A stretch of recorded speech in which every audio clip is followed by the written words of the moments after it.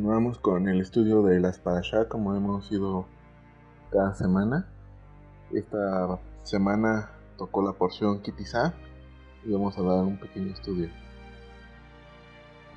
En esta Parashá podemos observar la idea de la bestia.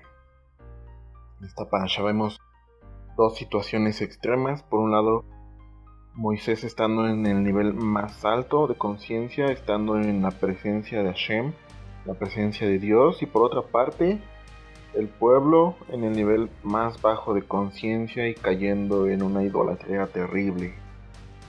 Vamos a ver qué dice la palabra. En 2 de Corintios 2:11 dice: para que Satanás no gane ventaja alguna sobre nosotros, pues no ignoramos sus maquinaciones. Moisés, habiendo subiendo a la cima del monte Sinaí para recibir de Dios las tablas de la ley con los 10 mandamientos, habían pasado casi 40 días y se pensaba que Moisés podía haber muerto. Vinieron algunos del pueblo con Aarón y le dijeron que hiciera dioses, ídolos. Vamos a ver esto en Éxodo 32, del 1 al 5, dice: levántate, haznos dioses que vayan delante de nosotros, porque este Moisés, el varón que nos sacó de la tierra de Egipto, no sabemos qué le haya acontecido. Y Aarón les dijo: apartad los zarcillos de oro que están en las orejas de vuestras mujeres, de vuestros hijos y de vuestras hijas, y traédmelos. Entonces todo el pueblo apartó los zarcillos de oro que tenían en sus orejas y los trajeron a Aarón. Y él los tomó de las manos de ellos y les dio forma con buril, e hizo de ello un becerro de fundición. Entonces dijeron: Israel, estos son tus dioses que te sacaron de la tierra de Egipto. Y viendo esto, Aarón edificó un altar delante del becerro, y pregonó a Aarón y dijo: mañana será fiesta para Adonai, haciendo referencia aquí que Aarón tenía que cumplir a las demandas del pueblo rebelde y que por eso pide los zarcillos de oro de las mujeres, porque era difícil apartarlas de su ego. Y hay un midrash incluso que dice que se los quitaron a la fuerza, que no los entregaron voluntariamente. Entonces, pues, solo para que Aarón era un hombre justo, no se entregó a la idolatría, a pesar de que él pues tuvo que ceder a esta presión. Este episodio del becerro de oro es el momento exacto en el cual se revela el plan de la bestia para crear un sistema religioso que habla de Dios, que al mismo tiempo hace caer a la gente en idolatría y paganismo. En este acontecimiento donde surge la revelación profética de cómo sería el sistema religioso que proclamaba fiestas para Dios de manera pagana e idolátrica, y decretar fiestas para Dios en un día que Dios no ha establecido, es crear becerros de oro. Todas las religiones, todas las denominaciones que hablan de Dios, de la Biblia, que hacen eventos para Dios, pero fuera de la Torá y los mandamientos, todas estas religiones tienen su origen en esta historia del becerro de oro y son proyectos de la bestia, tristemente. ¿A quién o a quiénes se les ocurrió crear una imagen y darle el nivel de deidad? Vamos a leerlo. Éxodo 32:7.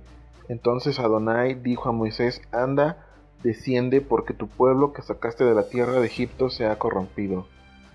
Aquí pareciera que Dios se está desligando del pueblo hebreo y se lo adjudica por completo a Moisés al decirle: tu pueblo que sacaste de la tierra de Egipto. Pero más adelante vemos que Moisés le responde a Dios algo similar. En Éxodo 32:11 dice: entonces Moisés oró en presencia de Adonai, su Dios, y dijo: oh Adonai, ¿por qué se encenderá tu furor contra tu pueblo que tú sacaste de la tierra de Egipto con gran poder y con mano fuerte? Parece que se están echando la bolita, ¿no? Vamos a ver qué pasa. Aquí vemos a Moisés prácticamente alegando con Dios y aclarándole que es Dios quien sacó al pueblo y que el pueblo es de Dios. Tu pueblo que tú sacaste de la tierra de Egipto. Se dicen las mismas palabras con relación al pueblo. Es tu pueblo que tú sacaste de la tierra de Egipto. Entonces aquí, ¿quién tiene razón? ¿Quién tiene razón?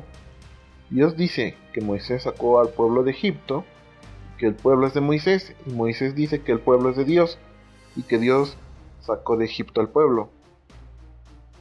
¿Será que por haber construido este becerro de oro, Dios se arrepintió de que había dicho a Moisés antes en Éxodo 21:2? Y habló Dios todas estas palabras diciendo: Yo soy Adonai tu Dios, que te saqué de la tierra de Egipto, de casa de servidumbre.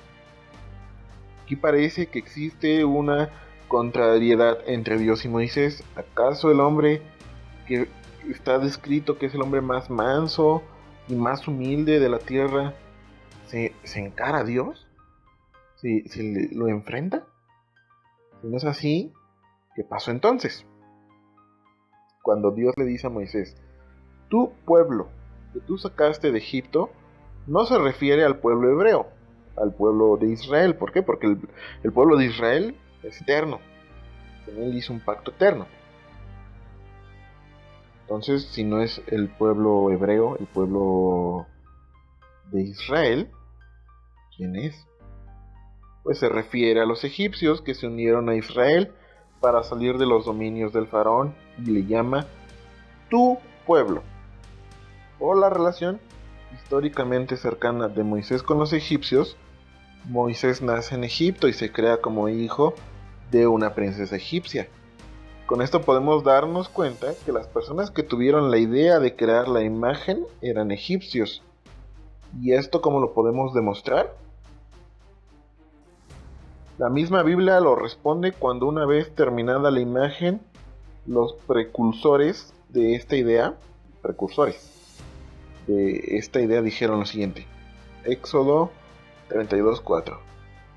Entonces dijeron: Israel, estos son tus dioses que te sacaron de la tierra de Egipto.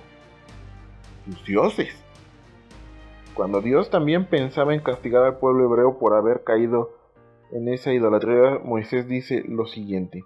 Éxodo 32:12. ¿Por qué han de hablar los egipcios diciendo: para mal los sacó, para matarlos en los montes, para raerlos de sobre la faz de la tierra?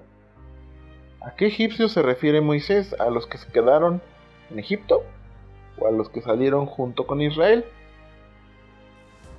La Torá nos dice que Dios perdonó a su pueblo, pero también dice que en aquel día murieron 3,000 hombres.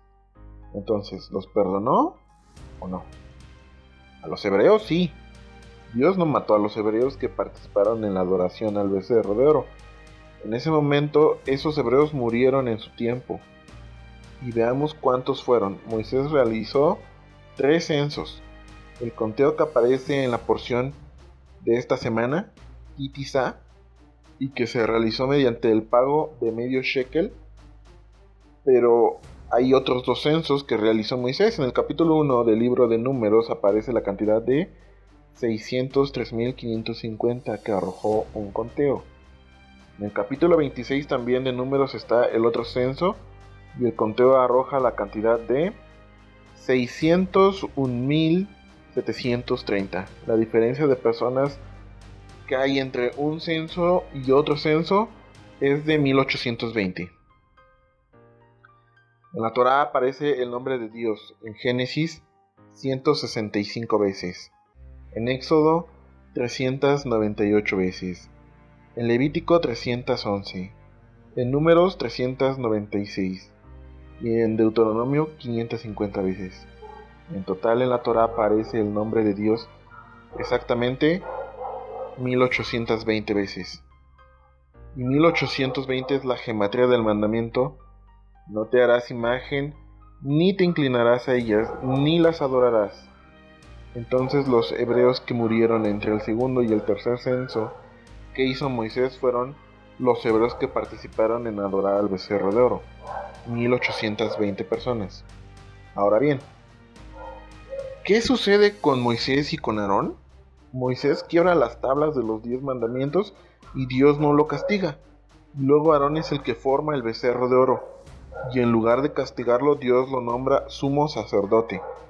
¿Qué pasó ahí? Al que quiebra las escrituras sagradas hechas por el dedo mismo de Dios, ni siquiera lo regaña. y al que hizo la imagen hasta parece que lo está premiando. ¿Por qué? Para comprender este caso de Moisés, debemos de ver cómo Dios actúa históricamente con el pueblo de Israel. Cada que el pueblo pecaba, Dios los apartaba de él para no tener que destruirlos. Si Moisés entrega las tablas al pueblo, quedarían sujetos al castigo del segundo mandamiento. Pero al romper las tablas rompe momentáneamente también la relación del pueblo con Dios, y así evita que el pueblo sea castigado. Y en el caso de Aarón, en la misericordia de Dios, el Señor pone a Aarón como sumo sacerdote para que repare el daño que causó al pueblo.